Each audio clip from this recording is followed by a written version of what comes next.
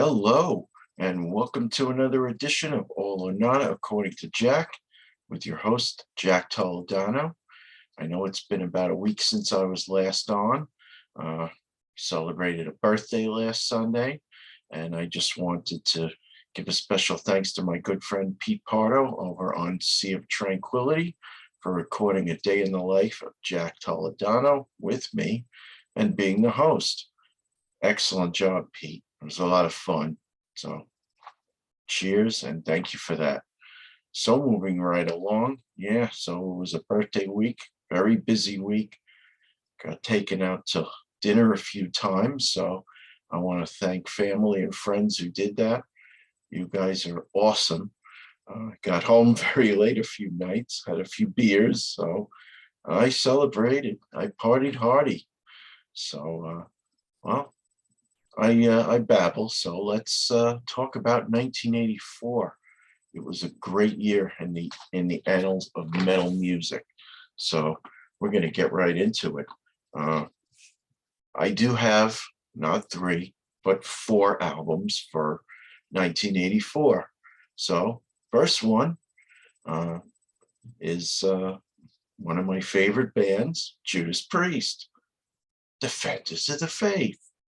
So, what do we have on Defenders of Faith? We have a great side one, Free Will Burning, Jawbreaker, Rock Hard Ride Free, a song which I love with that, that melodic opening. And then, of course, there's the Sentinel.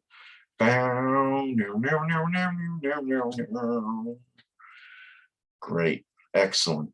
That plodding love bites when you feel safe, when you feel strong. Eat Me Alive, a song that Tipper Gore put on the list of songs that America's youth shouldn't hear. Some Heads Are Gonna Roll, only song that wasn't written by Priest, but got a lot of airplay nonetheless. Night Comes Down, a song which I heard on the radio as I was driving in the desert down in Arizona. Coolest thing. And of course, Heavy Duty and Defenders of the Faith, yet another metal anthem made famous by the Priest. But ain't no getting over that side one. It just doesn't get any better than that. One great song after another. So that's so Judas Priest, 1984, Defenders of the Faith. So my second album, and we'll bring up the first two. Ride the Lightning, Metallica, their second effort. Another great freaking album. Fight fire with fire. Great song. Ride the Lightning. Do do do do do do do do. Bam bam bam. What a killer thrash at its best. For Whom the Bell Tolls. Fade to Black, another great song. Trapped Under Ice, Escape, and then of course probably my favorite song on the album. One of my favorite songs on the album, Creeping Death. Of course, there's Call of Cthulhu,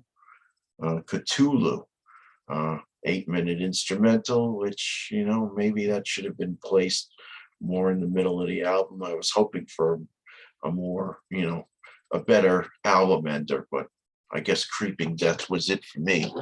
Great album, amazing freaking album. It was Metallica's sophomore effort, and eventually, if I do ranking the albums of Metallica, I'm willing to bet that will be amongst the top. So, my third album, and let me tell you something. When I did the ranking of the albums of this band a few weeks ago, I forgot to give a certain prop. So, let's show it to you now. Iron Maiden, Trooper beer. Good beer, that it is. So that is my third album. Iron Maiden, Power Slave. Again, doesn't get any better than that. Having Priest, Metallica, and Maiden all having top albums in the same year. Kick ass. Aces High, one of my favorite songs of Maiden. 2 Minutes to Midnight, another great song. Loose for Words, okay. But then they come back with song 4, Flash of the Blade. Great song. Skip to the next 2 songs, but then go to Power Slave on middle of side 2. Excellent song. And you want to talk about a killer album ender? Let's talk about the 13-minute Rhyme of the Ancient Mariner. Great song. You know, it rips throughout the entire 13 minutes, except for when you get to that melodic bass, you know, those walking bass rhythms by Steve Harris. And then, of course, you know, Bruce starts to talk. Great song, great album. Iron Maiden, Power Slave. So we will now reveal our 4th album. I mean, how could you have a 4th album with Defense of the Faith, Ride the Lightning, and Iron Maiden, Power Slave? Well, I'll tell you how. Let's go to it right now. Slide It In by Whitesnake. For me, this is their high watermark. It doesn't get any better than that.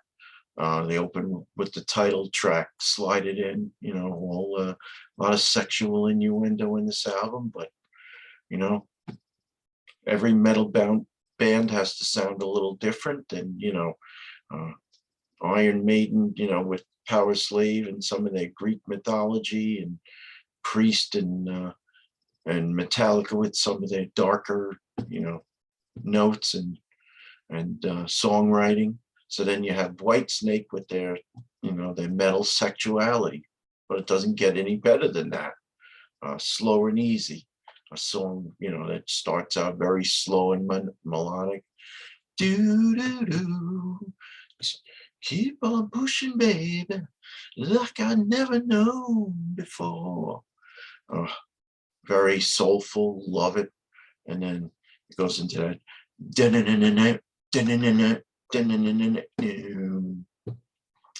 Then you had the song Love Ain't No Stranger, a song that got a lot of airplay back when I was at New Paltz and on WPDH up in Kipsey area. Awesome. All or Nothing, another great song. Guilty of Love, another favorite of mine. Hungry for Love, Give Me a Little More Time. Give me just a little more time to prove it to you.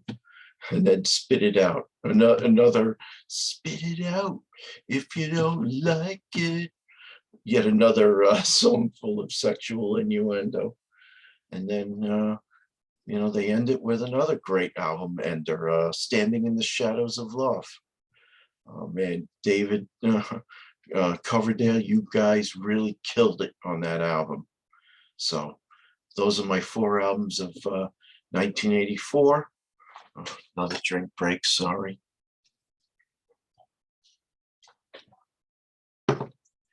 Judas Priest, Defenders of the Faith. Metallica, Ride the Lightning. Iron Maiden, Power Slave.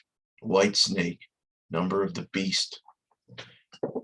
Like I said, I wanted to put this up during my Iron Maiden ranking the albums. I didn't do it, but if by chance you get to the beer distributor, you want to try something that you haven't tried, try this. It's really good. It's really nice beer. Cheers, everybody.